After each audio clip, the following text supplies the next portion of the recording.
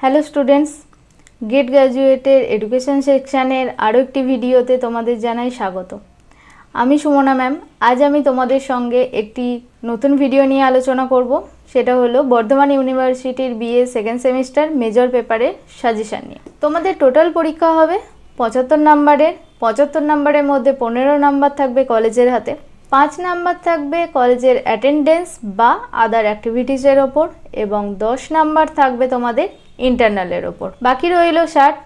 সেই 60 নাম্বারের মধ্যে তোমাদের মার্কস ডিভিশন থাকবে 2, 5 এবং 10 মার্কসের অ্যান্সারে। 2 মার্কসের থাকবে তোমাদের 15টা কোয়েশ্চেন, তার মধ্যে তোমাদের 10টা লিখতে হবে। 5 মার্কসের থাকবে 6টা কোয়েশ্চেন, তার মধ্যে লিখতে হবে 4টে, এবং 10 মার্কসের থাকবে 4টে কোয়েশ্চেন, তার মধ্যে লিখতে হবে তোমাদের 2টো। টোটাল হচ্ছে 60। এটাই তোমাদের লিখিত এক্সাম দিতে হবে। বেশ, আমি তোমাদের আজকে আলোচনা করব ইউনিট ওয়াইজ ইম্পর্টেন্ট কোয়েশ্চেনগুলো 2, 5 এবং 10 মার্কসের হিসেবে। প্রথমেই আসছি ইউনিট 1। ইউনিট 1-এ 2 মার্কসের মধ্যে যে কোয়েশ্চেনগুলো ইম্পর্টেন্ট সেগুলো হলো শিক্ষা মনোবিজ্ঞান বলতে কী বোঝো।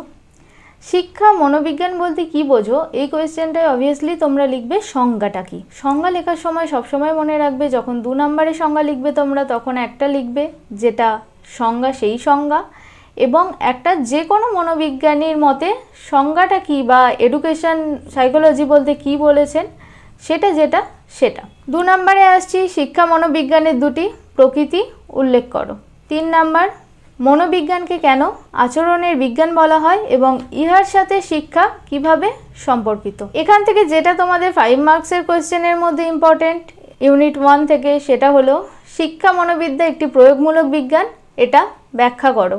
2 নাম্বার শিক্ষাক্ষেত্রে ব্যবহৃত শিক্ষা মনোবিজ্ঞানের পদ্ধতি সম্পর্কে আলোচনা করো।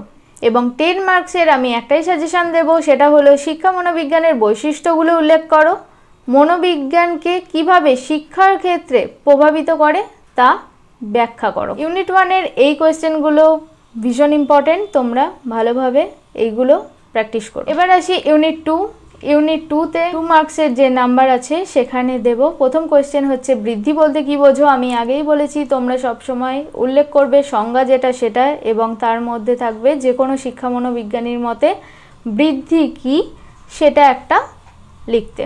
2 নাম্বার আসছে কৈশোরকালকে কেন ঝড়ঝঞ্ঝা বা দুঃখ কষ্টের কাল বলা হয়। 3 নাম্বার হচ্ছে ডাইডাকটিক্স অপারেটরস কি। 4 নাম্বার কাসাদাই বাম্বিনী কথার অর্থ কী, এই ধরনের বিদ্যালয়ের প্রতিষ্ঠাত্রী কে। এবং 5 নাম্বারে আসছে শৈশবের 2টি জৈবিক চাহিদা উল্লেখ করো। এগুলো হচ্ছে 2 মার্কসের কোয়েশ্চেন। এরপর আমি তোমাদের সঙ্গে আলোচনা করব 5 মার্কসের। 5 মার্কসের মধ্যে তোমরা প্রথমে যেটা করবে সেটা হচ্ছে বৃদ্ধি ও বিকাশের মধ্যে পার্থক্য উল্লেখ করো। 2 নাম্বারে করবে বিকাশ হলো পরিবেশ এবং বংশগতির মিথস্ক্রিয়ার ফল, এই জিনিসটা ব্যাখ্যা করো। তোমরা চেষ্টা করবে পরিবেশ নিয়ে যতটা লিখবে ততটাই বংশগতি নিয়ে লিখবে, এবং পরিবেশ এবং বংশগতি যে মিথস্ক্রিয়ার ফল সেই স্বরূপ আলাদা করে আর একটা প্যারা লেখা। 10 মার্কসের আমি এখানেও একটাই সাজেশানে দেব, সেটা হচ্ছে কৈশোরের চাহিদাগুলি কি, শিক্ষা কিভাবে এই চাহিদাগুলিকে পরিতৃপ্ত করতে সহায়তা করে সেটি ব্যাখ্যা করো। আশা করি এই কোয়েশ্চেনের উত্তরগুলো ভালোভাবে তোমরা রেডি করো, তার মধ্যে থেকেই তোমাদের ঠিকঠাকভাবে কোয়েশ্চেন আসবে। এবার আসি ইউনিট 3। ইউনিট 3-র মধ্যে 2 মার্কসে আসছে ফার্স্ট কোয়েশ্চেন, 2টি উপাদানের উল্লেখ করো যা শিখনে কার্যকরী ভূমিকা পালন করে। মানে শিখনে 2টি উপাদান নিয়ে তোমরা আলোচনা করবে, 2টি উপাদানের নাম লিখবে এবং 1 লাইন করে সেটা সম্পর্কে লিখবে। 2 নম্বরে আসছে জ্ঞানের মতে শিখন কত প্রকার, সবচেয়ে নিম্ন স্তরের শিখন এবং সবচেয়ে উচ্চ স্তরের শিখনের উল্লেখ করো। সব থেকে নিম্ন স্তরের শিখন কি, সংকেত শিখন, যেটা নিয়ে তোমরা 1 লাইন লিখবে, এবং সব থেকে উচ্চতরের শিখন সমস্যা সমাধানের শিখন, সেটা নিয়ে তোমরা 1 লাইন লিখবে। নাম্বার 3 সামান্যীকরণ ও পৃথকীকরণ, এই প্রক্রিয়া দুটি কোন প্রকার শিখনে গুরুত্বপূর্ণ ভূমিকা পালন করে সেটি ব্যাখ্যা করো। এবং লাস্ট কোয়েশ্চেন 2 মার্কসের আমি দেব, সেটা হচ্ছে স্কিনার বক্স কি। এরপর আসছি 5 মার্কসের। 5 মার্কসের এখানে আমি একটা কোয়েশ্চেন দেবো তোমাদের, প্রাচীন এবং সক্রিয় অনুবর্তনের পার্থক্য নিরূপণ করো। এরপর আসছি 10 মার্কসের। এই ইউনিট থেকে 10 মার্কসের আমি 2টো কোয়েশ্চেন দেবো তোমাদের, সেটা হচ্ছে নাম্বার 1 অনুবর্তন কাকে বলে, প্রাচীন অনুবর্তনের বৈশিষ্ট্য উল্লেখ করো এবং শিক্ষাক্ষেত্রে তাৎপর্য আলোচনা করো। নাম্বার 2 থর্নডাইকের প্রচেষ্টা এবং ভুল শিখনের কৌশলগুলি বর্ণনা করো, শিখনের মূল নীতিগুলি উল্লেখ করো। মানে থর্নডাইকের শিখনের তৎস ও শিখনের যে মূল উপাদানগুলি নীতিগুলি আছে সেগুলি উল্লেখ করো। বা থর্নডাইকের শিখনের সূত্রগুলির শিক্ষামূলক তাৎপর্য ব্যাখ্যা করো। এটা গেল 10 মার্কসে তোমাদের। এবং ইউনিট 4 এর আমি তোমাদের 10 মার্কসের দুটো কোয়েশ্চেন দেব।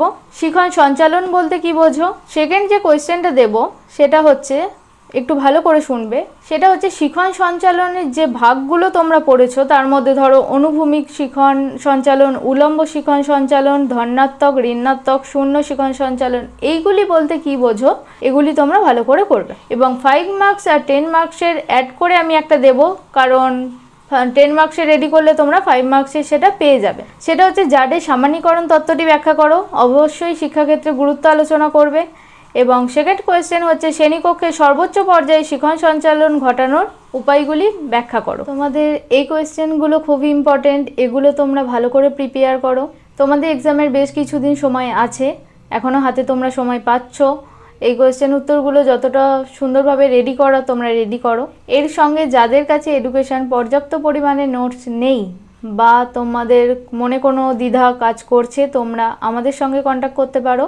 এখানে তোমরা কি পেয়ে যাবে, এই কোয়েশ্চেনের অ্যান্সারের সঙ্গে পিডিএফ তো একটা ফাইল পাবেই, তার সঙ্গে আরও বেশ কিছু কোয়েশ্চেন অ্যান্সার পাবে যেগুলো তোমাদের পরীক্ষাতে সাহায্য করবে অবশ্যই। যারা ভাবছো তোমরা আমাদের থেকে নোট পারচেস করবে, তারা এই ভিডিও ডেসক্রিপশন এবং পিন কমেন্টে যাও, সেখানে যাবতীয় ডিটেলস দেওয়া আছে।